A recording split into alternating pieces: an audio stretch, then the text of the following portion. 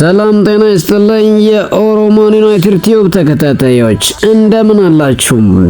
ዛሬ ትላንት ሲደረጉ የነበሩ በጨዋታ ውጤቶችን ዛሬ የሚጠበቀው በተለይ እንግሊዝ ሊግ ካፕ ጨዋታዎችን እንዲሁም በሳምንቱ ያሳለፍናቸውን የጨዋታ አስተያየቶችን በማንቸስተር ዩናይትድ የሚቤሞ የሳምንቱ ምርጥ ተጫዋች መባሉን እንዲሁም በኤል ክላሲኮ ሲበሳጭ የነበረው ቪኒሲየስ ጁኒየር ብለቅ ይሻለኛል ሲል አስተያየት መስጠቱን፣ ጣሊያን ሴሪያ ጁቬንቱስ አሰልጣኝ ማሰናበቱና አሰልጣኝ ለመቅጠር ማሰቡን እንዲሁም ሌሎች ዜናዎችን እነግራችኋለን። እስከ መጨረሻው አብራችሁን ነው። ቻናላችንን ሰብስክራይብ፣ ቪዲዮአችንን ላይክ አድርገው እንዲያበረታቱን በታላቅ ትህትና እንጠይቃለን።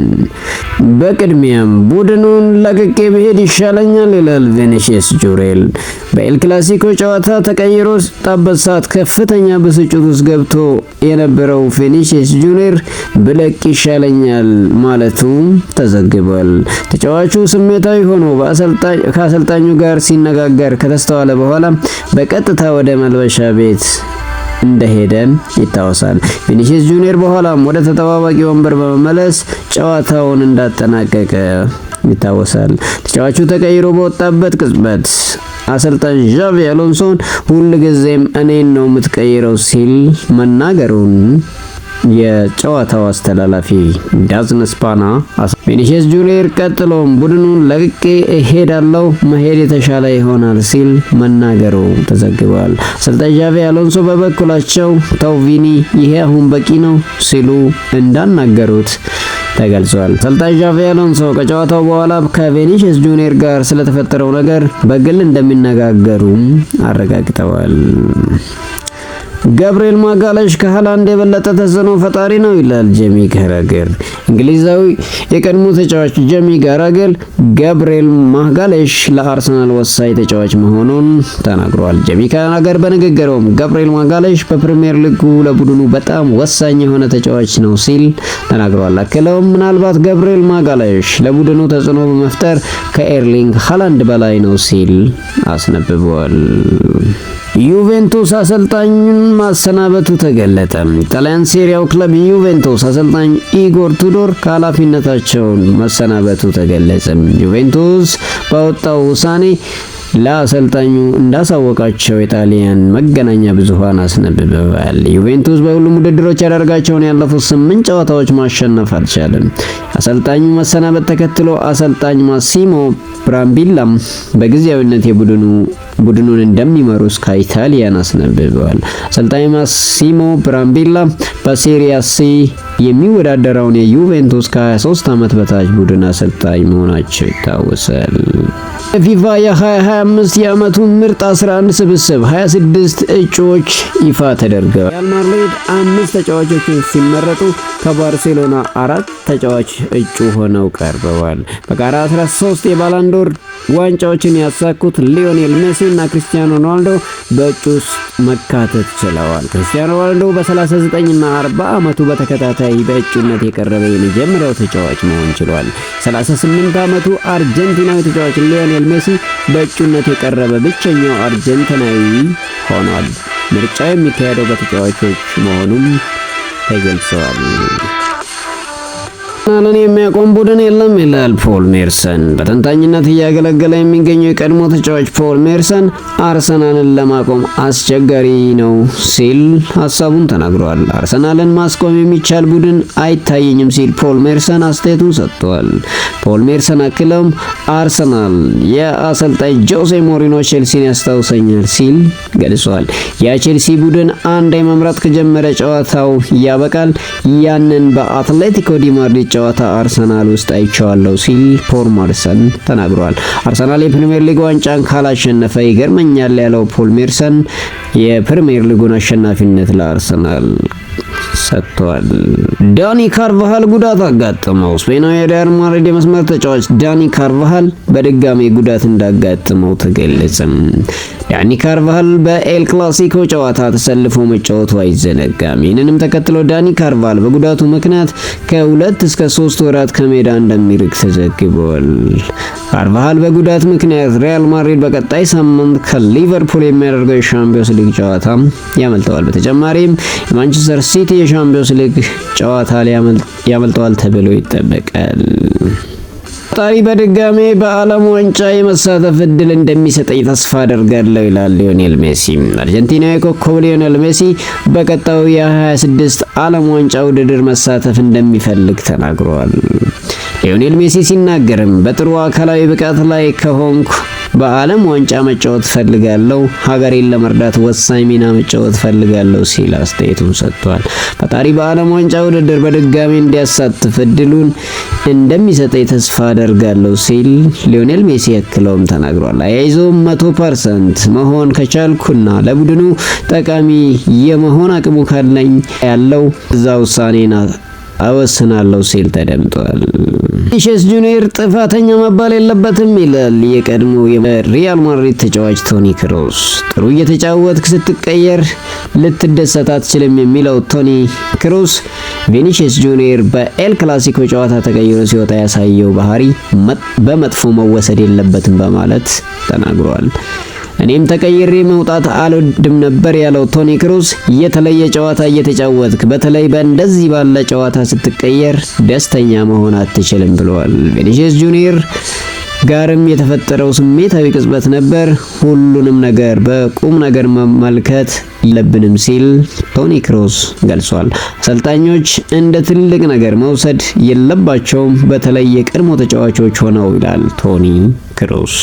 ማንቸስተር ዩናይትድ ወጣት ተጫዋች እያነጋገረ መሆኑ ተገለጸ። ማንቸስተር ዩናይትድ ወጣቱን የስዊድን ፊት መስመር ተጫዋች ኬቪን ፍሊንግን ለማስፈረም እያነጋገሩ መሆኑ ተገለጸ።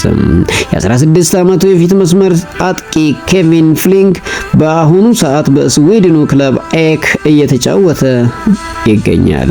የወጣቱ የፊት መስመር ተጫዋች የዝውውር ሂሳብ 3 ሚሊዮን ዩሮ አካባቢ እንደሚሆን ተነግሯል። የተወሰኑ የጀርመን ቡንደስሊጋ ክለቦች እንዲሁም ቶትናም በተጫዋቹ ላይ ፍላጎት እንዳላቸው ተጠቁሟል። የኢንተር ሚላን ሁለተኛ ግብ ጠባቂ የመኪና አደጋ አደረሰ። የኢንተር ሚላን ሁለተኛ ግብ ጠባቂ ጆሴፍ ማርቲኔዝ የመኪና አደጋ እንዳጋጠመው የጣሊያን መገናኛ ብዙሃን ዘግበዋል።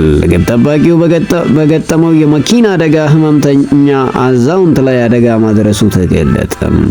አደጋው የደረሰባቸው የ81 ዓመት አዛውንት የሕክምና እርዳታ ቢደረግላቸውም ህይወታቸው ሊተርፍ አለመቻሉ ተዘግቧል። ዌስትሃም ዩናይትድ አሁንም ጆሹዋ ዚርክዚና ኮቢ ማይኖን ማስፈረም እንደሚፈልግ ተገለጸ። ዌስትሃም ዩናይትድ በጥር ዝውውር መስኮት ለማስፈረም በርካታ ተጫዋቾችን መመልከት ላይ መሆናቸው ተገልጿል። ዌስትሃም የፊት መስመር ቦታ ላይ ኢቫን ቶኒን ማስፈረም ቢፈልግም ከሳውዲ አረቢያ መልቀቅ እንደማይፈልግ ተናግሯል። ክለቡ አሁን ላይ ለማስፈረም የያዘው ጆሹዋ ዚርክዚና ኮቢ ማይኖ መሆኑን ተገልጿል። ይሁን እንጂ ዌስትሃም ሁለቱን ተጫዋቾች የሚያገኝበት እድል የጠበበ መሆኑን ዘ አትሌቲክ አስነብቧል። ተጫዋቾቹ በጥር የማንቸስተር ዩናይትድን መልቀቅ አለመልቀቃቸው በግልጽ የማይታወቅ መሆኑ ጠቁመዋል። አሰልጣኝ ሩበን አሞሪም የሚመራው ማንቸስተር ዩናይትድ የወርሃ ጥቅምት የወሩ ምርጥ ተጫዋች እጩዎችን ይፋ አደረገ። በዚህም መሰረት ብሪያን ምቤሞ፣ ማቲያስ ኩና፣ ሴኔ ላሜንስ እና ማቲያስ ዲሊት የጥቅምት ወር የማንቸስተር ዩናይትድ ምርጥ ተጫዋች እጩ ሆነው መቅረብ ችለዋል። ብሪያን ምቤሞ የሳምንቱ ምርጥ ተጫዋች ተባለ። እንግሊዝ ፕሪሚየር ሊግ 9ኛ ሳምንት መርሃ ግብር የሳምንቱ ምርጥ ተጫዋች ይፋ ተደርጓል። በዚህም መሰረት የማንቸስተር ዩናይትድ የፊት መስመር ተጫዋች ብሪያን ምቤሞ የሳምንቱ ምርጥ ተጫዋች ተብሎ መመረጥ ችሏል። ብሪያን ምቤሞ ማንቸስተር ዩናይትድ ብራይተንን ሲያሸንፍ 2 ግቦችን ማስቆጠሩ አይዘነጋም። ብሪያን ምቤሞ የክረምቱ ምርጥ ፈራሚ በሚልም ይፋ መሆን ችሏል። አርሰናል ተጫዋች ዊሊያም ሳሊባ ጉዳት እንዳጋጠመው ተነገረ። መድፈኞቹ በዛሬው ጨዋታ ብራይተንን በሚገጥሙበት መርሃ ግብር ዊሊያም ሳሊባና ገብርኤል ማርቲኔሊን ግልጋሎት እንደማያገኙ አሰልጣኝ ማይክል አርቴታ ተናግረዋል። በሌላ በኩል ደክለር ራይስ፣ ሪካርዶ ካላፊዮሪ እና ቡካዮ ሳካ ለጨዋታው ዝግጁ ይሆናሉ ተብሎ እንደሚጠበቅ አሰልጣኙ ጠቁመዋል። ጨዋታው ዛሬ ምሽት 4:45 ሲል በጉጉት ይጠበቃል። አሰልጣኝ ኢጎር ቲዶርን ከኃላፊነት ያሰናበተው ዩቬንቱስ አዲስ አሰልጣኝ ለመሾም መመልከት ላይ ይገኛል።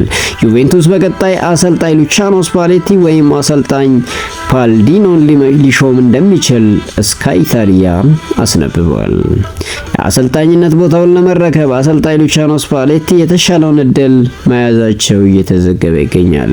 ቡድኑን በጊዜያዊነት የክለቡ 23 ዓመት በታች ቡድን እየመሩት እንደሚገኙ ይታወቃል።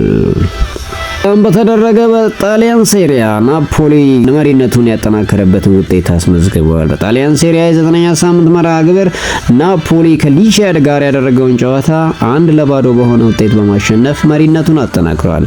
ናፖሊን ብቸኛ የማሸነፊያ ግብ አንጉሳ ከመረብ ማሳረፍ ችሏል። ናፖሊ በ21 ነጥብ ሊጉን እየመራ ይገኛል። በቀጣይ መርሃ ግብር ናፖሊ ከኮሞ ቅዳሜ የሚያደርገው ጨዋታም በጉጉት ይጠበቃል። እዛው በጣሊያን ሴሪያ ስንቆይ ኤሲ ሚላን በድጋሚ ነጥብ ጥሏል። ኤሲ ሚላን ከአትላንታ ጋር ያደረገውን የሴሪያ መርሃ ግብር 1-1 በሆነ አቻ ውጤት አጠናቋል። የኤሲ ሚላንን ግብ ራቺ ከመረብ ሲያሳረፍ አዲሞላ ሉክማን ለአትላንታ አቻነቷን ጎል ማስቆጠር ችሏል። ኤሲ ሚላን ተከታታይ ጨዋታውን በአቻ ውጤት አጠናቀዋል። በሊጉ ደረጃም በ18 ነጥብ 3ኛ ላይ መቀመጥ ችሏል። በቀጣይ እሁድ ኤሲ ሚላን ከሮማ፣ ቅዳሜ ዩዲኒዜ ከአትላንታ የሚያደርጉት መርሃ ግብር ይጠበቃል።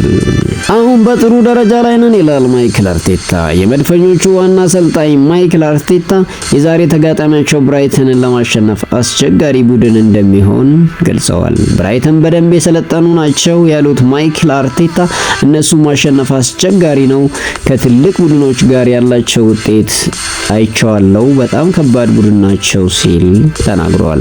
ስለ ቡድኑ ያነሱት ማይክል አርቴታ ትልቅ ዋንጫ ማሸነፍ ከፈለክ ይህንን መንፈስ በቡድኑ አስተሳሰብ ውስጥ ማስረጽ አለብህ ሲል ተናግረዋል። አክለውም አሁን ላይ በጣም ጥሩ ደረጃ ላይ ነን፣ ነገር ግን ስለ ዋንጫ ለማሰብ ጊዜው ገና ነው፣ ሁሉም ጨዋታ ከባድ እንደሚሆን እናውቃለን ሲሉ ተናግረዋል። ማይክል አርቴታ ስለ ዶማን የተናገሩትን ለማስታወስ ከሱን ፓስፖርት በየቀኑ ብናይ በጭራሽ አናጫውተውም ነበር ሲሉ ስለ ወጣቱ አማካይ ማክስ ዶማን ተናግረዋል። ነገር ግን ልምምድ ላይ የሚያደርገውን የምታይ ከሆነ እሱን የምትጫወት ይኖርብሃል፣ ያ ካልሆነ ማየት አትችልም ሲሉ ማይክል አርቴታ ለወጣቱ ያላቸውን አድናቆት ተናግረዋል። ዛሬ የሚደረጉ ጨዋታዎችን ለመጠቆም ያክል ዩቬንቱስ ከዩዲኒዜ፣ ሮማ ከፓርማ፣ ሎሬንት ከፒኤስጂ፣ አርሰናል ከብራይተን፣ ሊቨርፑል ከክሪስታል ፓላስ፣ ስዋንሲ ከማንቸስተር ሲቲ፣ ወልቭስ ከቼልሲ፣ ኢንተር ሚላን ከፊዮረንቲና እንዲሁም ኒውካስል ከቶትናም 5 ሰዓት ላይ የሚያደርጉት መርሃ ግብር በጣም ተጠባቂ የካራባኦ ካፕ ጨዋታ ነው። በመጨረሻም እኔም ከቆመ ኳስ ተጠቃሚ መሆን ፈልጋለሁ ይላል ፔፕ ጋርዲዮላ። የማንቸስተር ሲቲው አሰልጣኝ ፔፕ ጋርዲዮላ ሁሉም በመረጠው መንገድ የመጫወት መብት አለው በማለት ተናግረዋል። አሰልጣኝ ፔፕ ጋርዲዮላ የተወሰኑ ቡድኖች እንደ አርሰናል ከቆመ ኳስ ጎል ለማስገባት መሞከር ስለመጀመራቸው ተጠይቀው ነበር። ፔፕ ጋርዲዮላ በምላሻቸው ሁሉም ቡድን የራሱ አጫወት መንገድ አለው ያሉ ሲሆን ያንን ማድረግ ደግሞ መብታቸው ነው በማለት መልሰዋል። አክለውም እንደኔ ግን አዎ ከቆመ ኳስ ተጠቃሚ መሆንና ጎሎችን ማስቆጠር ፈልጋለሁ ሲሉ አስተያየታቸውን ሰጥተዋል። ወደ ቻናላችን ተከታታዮች ዛሬ የሚደረጉ የካራባኦ ካፕ ተጠባቂ ጨዋታዎች ውጤቶችን መገመት ይቻላል። በኮሜንት ሴክሽን ግምታችሁን አስቀምጡ። ቻናላችንን ሰብስክራይብ፣ ቪዲዮአችንን ላይክ በማድረግ ጀምሩ። በሌላ ጠቃሚ ቪዲዮ እስከምንገናኝ ሰላም።